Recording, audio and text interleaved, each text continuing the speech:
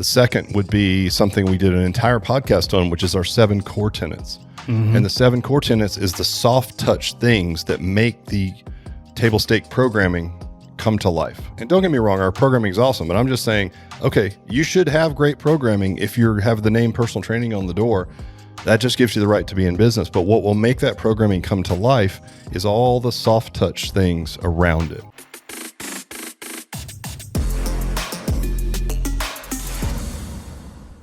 Hello, Matt. Rick, top of the morning to you. How are you, buddy? Afternoon. We're a little late today. Busy around here. Well, you know, Good stuff. We sold 1 franchise a day for 10 days straight. Can you believe that? Like, that would be 352 in a year if you... Wow. Yeah. Blew by. That's taken into account. Holidays and... That 10 days seemed like 3 years ago. That's how fast we're moving around here. Yeah. Well, it's good. You know, and as you know, the most important thing is we're moving with integrity. So we're picking good franchise partners and we're getting them up to speed. Again, shout out to Evan, who we do, I feel like every week, but he is at almost 100 memberships sold at 6 weeks in. So good for him. Attaboy, Evan. Attaboy, Evan. Keep it up. But I have to say, like, I had a crappy weekend. You did. I really did. Somebody stole my antidepressants. Really? I hope they're happy. My kids asked me what procrastinate meant. And? I told them I'd tell them later. Hey, instead of telling me, I'm just going to demonstrate. Let me tell you later on that. But Dad, tell me now. Nah, I'd rather wait. Oh, man. All right, you ready to do some business talking? I don't even know what we're talking about again. Well, I mean, duh. Kind of like you're just here for comedic relief and to pick on me, which you're really good at, by the way. We appreciate that. Hey, you know, part of being a good team member, is knowing your role. True. Stay in your lane, bro. You did mention to me, you do a lot of podcasts, and you're like, guys, like, how was the podcasters? You're like, it wasn't my best. And I was like, well, they don't know how to work with you, That's true. You're welcome, by the way. I make you look good. I never thought about it that way. See? Thank you. It's all about you. Like, you're pulling things out of me and kind of like dragging me along. Yes. Right. So you're like that you're the real brains and power behind this thing. You just got me out there like this dancing monkey, like trying to figure out what I'm doing, and you're trying to guide me in the right way. I wasn't 100% that, but that works too. Look, man, I'm okay with being the eye candy. That's cool. If you can't pull it off and you just want to get me out in front of everybody, doing whatever I do. Have you even had a lot of people reaching out for you to do audiobooks for like romantic novels lately? 100%. Like bedtime stories, and like his hair was flowing as he rode the horse bareback to her cabin. That kind of thing. Oh, hopefully that won't get anyone too excited, because we're going to talk about business now. So sorry to shift gears on you there, but here's what we're going to talk about today. Have you ever heard the term table stakes when it comes to business? I have. Yeah. So for those of you guys that haven't heard, table stakes, it's a poker term, and what it essentially means is that's your barrier of entry. So if you want to sit down at this particular table and play to get in the game, you've got to ante up a certain amount, and those are your table stakes just to get in. And so when that term is used for business, what it means is that's your barrier of entry just to be able to be in the game, right? Yeah. And I want to talk about that today through the lens of the personal training business, and you can extrapolate this for any type of business, but for our business specifically, there are certain things that I think people might think are the things that move the needle, whereas you and I, in our conversations, we would just consider those table stakes. Those things barely give you the right to be in business. Yes. It's the other thing. So what we're going to talk about today are, what are the table stakes? What are the basic things that get you to the table to even be in the game? And then what are the things that you can do that will differentiate you from everyone else who's in the game? And I'll go through my list. And I know, again, like you said, no prep, but I'll go through my list, and it might jog your memory on some other stuff as well. You might have a speaking role today, Matt. I'm just saying. I'm totally fine. Right. I'm fine. I'm just doing to great, sit here and guys. listen. You just sit over there and look pretty. We'll flip the script today. So here's some table stakes. That's the way we see it, or I see it. First of all, you have a clean facility. Like, that is definitely a good thing. Don't get me wrong. But I don't think you're running any advertising saying we have a super clean facility. It's like, okay, I think it goes, especially, and again, let's look at it through this lens of personal training. If someone's paying an average of $300 plus a month to work out at your place, I think it goes without saying that they would expect the place to be clean. Would you agree? Yes. Okay. So table stakes number 1, clean place. Again, personal training, table stakes number 2, we have good programming, meaning we have good, solid, scientifically backed programs. Agreed? Yes, because I create those. Oh, Don't let that worry anyone. They're still good and sound, even though they're created by Matt. So that's number 2. Number 3 would be I would say injury prevention. So we will not necessarily rehab because we've got to keep the scope of what we do. I guess, does that make sense? Like to say that we prevent injuries is a tough thing to say, right? Because you could be trained all you want and run out and play a basketball game. To allow you to work around numerous injuries. Thank you. God, why couldn't I get that out? Maybe you should have a speaking spot. Yeah. The stuff with injuries. And that's like, yeah, hold on here. Let me step in. You're really jamming me up. So we will not injure you. And if you have an injury, to your point, Matt, you write programs that allow every coach at any level to work around those injuries. And it doesn't mean that we're rehabbing injuries. That's different than working around them, because people come in, they have a fitness goal. I want to lose weight, but I've had a rotator cuff tear, full length tear, or full thickness tear, and I had a surgery. So, okay, but you can get in shape without doing things that would offend that old injury. Would you agree? Absolutely. It might make it better, but that's not the main goal, and that's the function typically of a physical therapist. Yes. Right? Okay, got it. Another table stakes thing in a personal training business would be specificity to the individual. So it's not just one workout size fits all. It's, volume, load, application, the day itself, like taking into account how you're feeling that day, very specific to each individual. Would you agree? Yeah. I mean, everybody has an assessment. An assessment just gets you into the game, right? You sit down, you learn about these things. Well, I actually had that in my next list, which is interesting because I don't think many people do it. So when you think about like personal training in general, I've often heard from like advanced trainers, and I'm air quoting, but whatever, would say like, I can just eyeball someone and figure out what to do with them. It's like, yeah, exactly. Give them a stink eye. That's a weird squat. I got it. And that's okay. I mean, I'm not discounting the fact that like time in the trenches can be important, but I don't think a real assessment is normally table stakes in most fitness businesses, because it's a differentiator for us for sure. So you're saying I can open up a business without an assessment? Got it. You could, but you wouldn't be cooking with oil. You would be behind the 8 ball. So I would say, your place is clean, your programming's decent, you're not hurting people. If anything, you're working around it, and you can make it specific to each individual. Those barely give you the right to be in business as a personal training center. Yes. Got it. So, okay, what are the extras then? And so what I have on my list is something that you just mentioned. So we do a proper induction, and it's a process, like a system that predictably and reliably gets people from the door to the workout in a way that we can apply it to them at their level based on their injuries and their goals. And we can do it consistently across all of our locations and all of, again, our entire brand, every location. That's what I think of as extra. What do you think? No, I agree. I mean, having I say that, assessment, meaning, I would just say like, most people have some sort of, they bring you in and they look at a few things, take some notes. Because what you're saying is we go above and beyond. That's what the extra sauce, right? That gets you out of just being in business.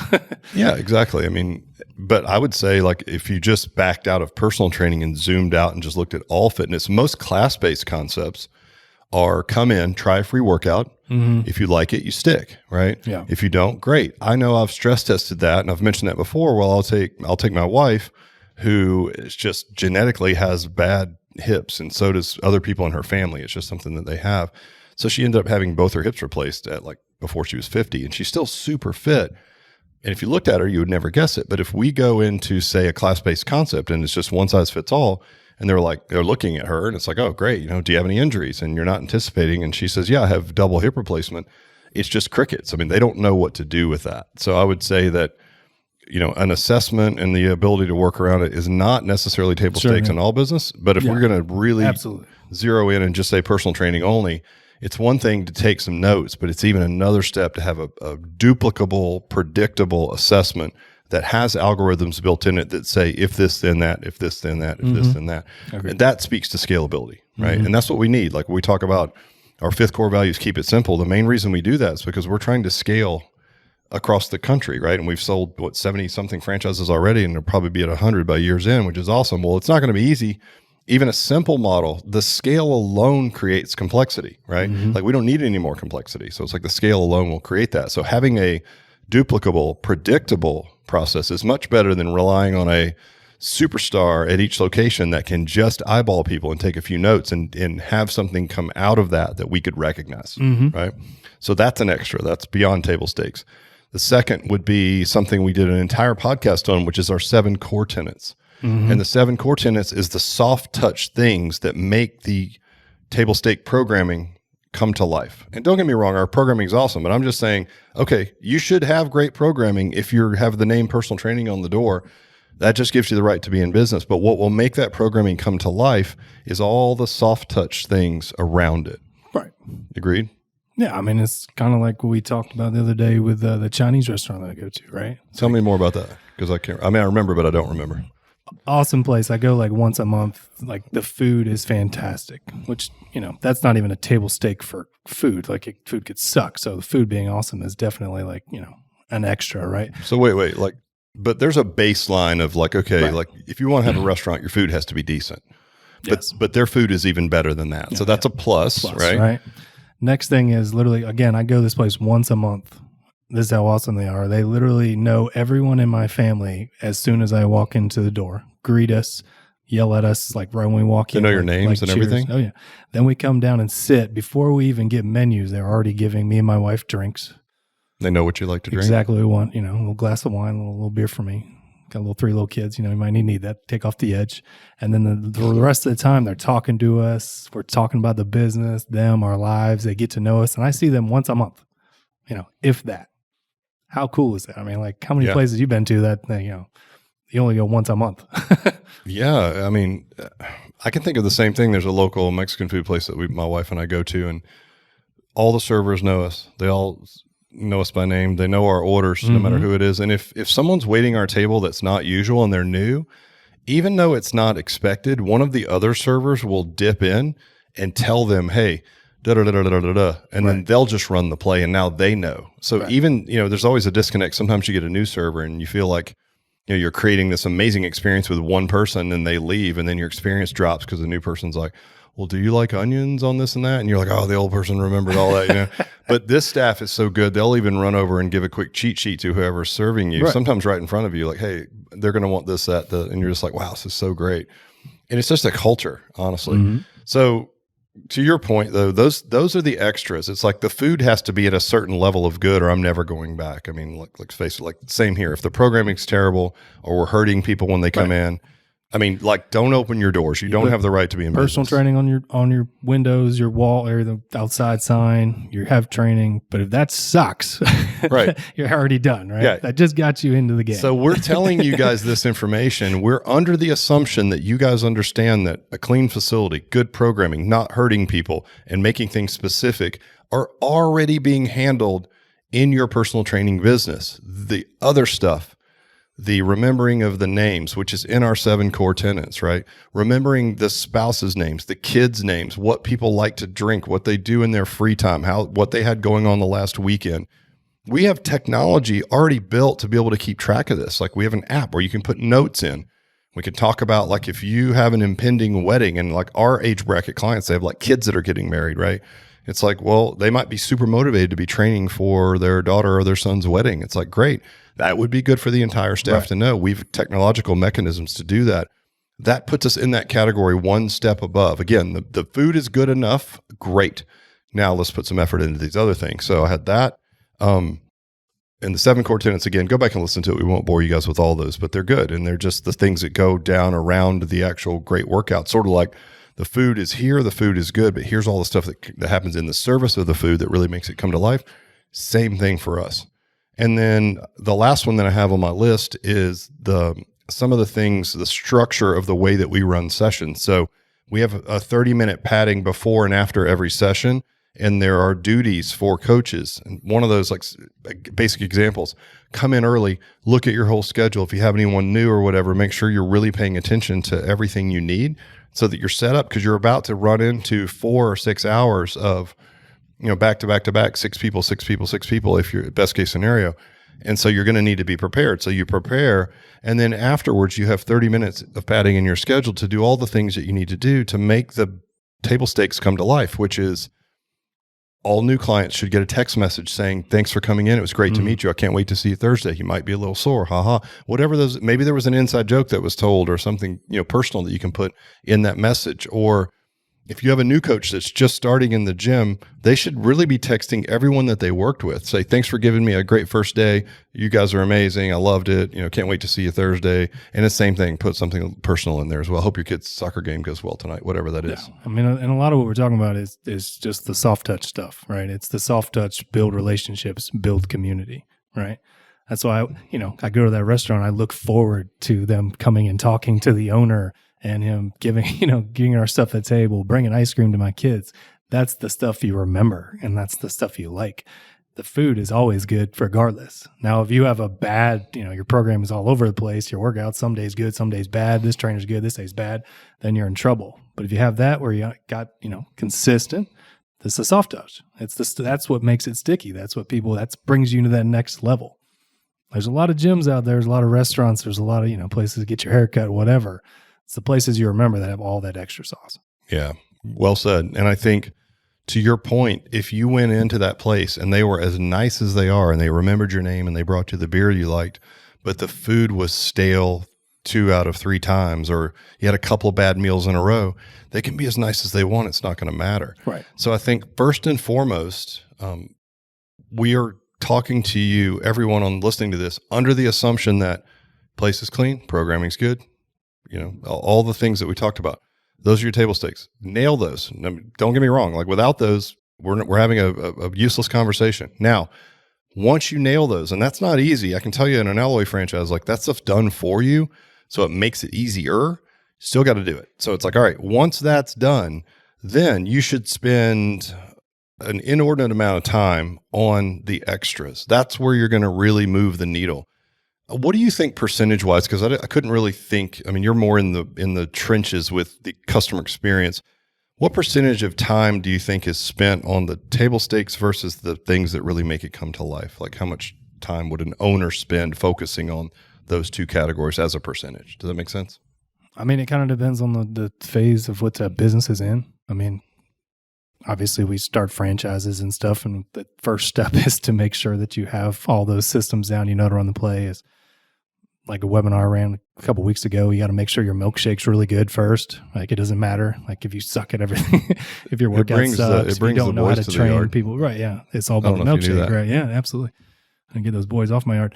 But you got a good milkshake, and then you go from there kind of stuff. So that's kind of the phase. So if you suck at training, or if your coaches or everybody's on different pages, then that's where you start. Right. You got to make that good. Yeah, you got to fix the basics. I mean, if you don't have that, you don't have anything. I would say, though, once you have the basics, right? Once you have it and mastered it, you're going to spend more time on the soft touch stuff. Right. I was guessing, just as you were talking, maybe 80% of our time, since we have the table stakes nailed, is spent on the soft touch stuff, because it's the stuff that moves the needle. Right. I think like great programming, check. It's already written for you. Like, listen, it's the tip of the spear, scientific, athletic-based programming, just sort of watered down. That's maybe a bad term, for lack of better terms. Yikes. I know. Matt waters it down. Not so much that, but it's applied at a level that we can actually apply it to everyday folks. And I would include myself into the everyday folks category. So it's not like it's, people that aren't fit. It's just like, look, you can't always take all the really advanced things that athletes do, like periodization, throughout a year when people don't have seasons as adults. So it's like, all right, here's what we're going to do. So take all that. Programming's in place. Great. It's probably 80% of the time then we spend at least on the soft touch stuff, because we know that makes all the great stuff come to life, right? Yeah. I mean, we know that's why people stay, right? That's why we work on it. Yeah. They come for a fitness goal. They Right. stay for community. I've heard you say that 50 times at least. And it's true. But if that's true, and we have 30 years in business and multiple businesses and 15 years of 2,500 clubs licensed to prove it, or empirical evidence, then when we go to franchising, we're like, we'll grab the table stakes. we'll hand you Right. the ability to be in business. We'll give you that right. And you bought it by buying into our franchise. We're going to partner with you and we're going to get you to the table. Once you're at the table, though, it's up to you to do all the other things. That's behavior, that's conviction, that's loving on your clients. It's all the things that we talked about. If you will do those two things, then you're Matt's Chinese restaurant place. It's like you can't be beat, honestly. But I would say once you nail the basics, then it's going to be spent, I'd say 80% of your time working on the extras. Absolutely. Because that will be perceived as care, right? Yeah, I mean, it's already assumed that you got everything else down. I mean, our clients are not, like, we train somebody for 6 months. They're not questioning what you're doing. If they ever question to begin with, right? It's all about having strength training.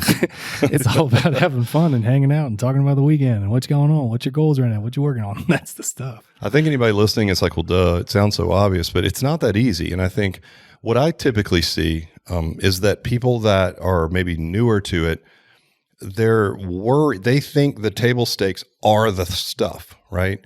And like, okay, in a franchise structure, it's already done for you. So it's not as exciting that you have scientific programming. I think the people coming in are assuming that there's a level of expertise in your facility with person. They're assuming that you already have it. It's looking at, what the job of your product is from the customer's point of view, not from ours. Like we're looking at our, like challengers of our competition to other training things and what modalities and what cool things are they doing. And that customer don't care. They just want somebody to take care of them, give them what they need, and don't hurt them, and have fun while they do it, and they leave. Right? They don't care. Yeah, no, that's a great point. So you're right. That's to your point. I think the emphasis sometimes get a little skewed. It's like we always see it manifest itself, or a lot of times we see it manifest itself in a sales call when someone's like, "Hey, what do you guys do?" And our advice would be like, well, we do a lot of things. How can I help? Tell me about your goals, right? You always flip it back to the individual because it's all about them. Because what we do is applicable in a lot of different, certainly in a health setting for goals. But you'll understand if someone understands this concept is if they answer it in that way, if they answer it with like all the things that are essentially, to me, fit under the table stakes category. Yeah. If you understand it through, to your point, the consumer's lens, you're telling them, you're selling them on things that they're probably under the assumption that you already had in place. It would be like if the Hilton hotels were like, come to the Hilton, we have toilets. Well, they contacted Hilton because they knew they were a hotel already, right? Well, that's exactly. But if Hilton was like, hey, come to the Hilton, we have beds. Check out our toilets. It's like two beds, a toilet. There's a mirror over here. Right. And people would be like, well, duh. I mean, you're a hotel. So same with our business. And so I just would What's the cool thing that the Ritz does, right? You've had stories. You walk in and they hand you your newspaper. I mean, I've stayed at the Ritz maybe 4 times in my life in just different cities, right? And I'll walk in and they have a computer system that's driving it. And I know that, but they will say, hello, Mr. Mayo, do you still take the Wall Street Journal? And I'm like, oh, and it just feels amazing. It feels great. I know it pops up on their computer, but the way they deliver it, and it's the extras, right? It's like the famous hotel in California where their table stakes aren't that great. That's the thing. That's the thing you have to remember, like good programming versus great programming, not discernible by your clients. You like it because you want your trainer friends to appreciate it or whatever. They don't know the difference. If you're not hurting them and they're having a good time and you're getting them in better shape, and there's a lot of ways to do that. I do put a lot of effort into that, guys. So don't take that the wrong way. No, it's a ton of work to produce the basics, but you know what I'm getting at, right? It's like, so this hotel in California, their table stakes are the rooms clean, yes, but they're not amazing. Like if you compared them to say the Westin or something, the beds aren't as nice, but they're not bad. Right? The facilities they're okay. Put it this way, they're good enough. And then they go and they put additional efforts into the strange little things that they put around it. And the reason I'm saying that is good enough is sometimes good enough, right? Like doubling down on like our programs could be extra better if we just did these 2 little things. Listen, they're good enough. They're amazing. But putting anything extra in there is just diminishing returns because they're good enough to meet our client avatar where they are, get them in great shape, and not hurt them, period. Run the play. But that's what the hotel does. The beds are good enough. This is good enough. That's good enough. Tweaking those things up wouldn't move the needle because the clients are under the assumption that those things are good enough anyway. That's why they're staying in a hotel. That's why they contact you. To my point, this hotel in California, they get consistently rated the best hotel. Now, if you just compared facility to facility, again, table stakes to table stakes, the Ritz, the Four Seasons, they beat them. The beds are better, the lobby's bigger, whatever. But again, it's like, okay, at a certain threshold, it doesn't matter. But what they do amazing is a couple of little things, right? Like they had the popsicle hotline. Remember that story? Yeah. Where you could be sitting out by the pool and they had like a bat phone out there and you literally would just pick it up. You wouldn't even have to dial and it would ring straight through to someone in this, in the food services, and they would answer it. And it was called the popsicle hotline, and you would order popsicles, like whatever flavor, and they would bring them out to you at the pool on a cold tray. And that gets mentioned almost every time in their positive reviews, right? So imagine that. You're the highest rated hotel. Your facilities are good. Your table stakes are good. They're not as good maybe as the one down the street, but that's not what's moving the needle because they're good enough. Right. Then they go, great, we have a popsicle hotline. That's unique and different. We have, when you get your clothes sent out for dry cleaning, we bring them back and they're wrapped in butcher's paper with a piece of twine around them with a funny note inside. Great. It's those things, right? That's the proper induction process, the 7 core tenets, the texting people something personal. It's that stuff that'll move the needle. So anyway, it's probably a long, lengthy conversation around like, yes, you have to nail the basics. Those will get you entry to the game, period. Beyond that, you guys, you're going to have to put some extras into the care and the customer service that goes around the basics. If you do that, you're cooking with oil and you'll have an amazing business. Whoop, whoop. Agreed? Agreed. All right. Hey, good input today, man. Good job. God, you're really struggling today to carry you. I know. Tripping over my tongue. It's like we've been so busy. My thoughts aren't clear. But hey, thanks for staying with us the entire time, and we will catch you guys next week. Peace. Peace.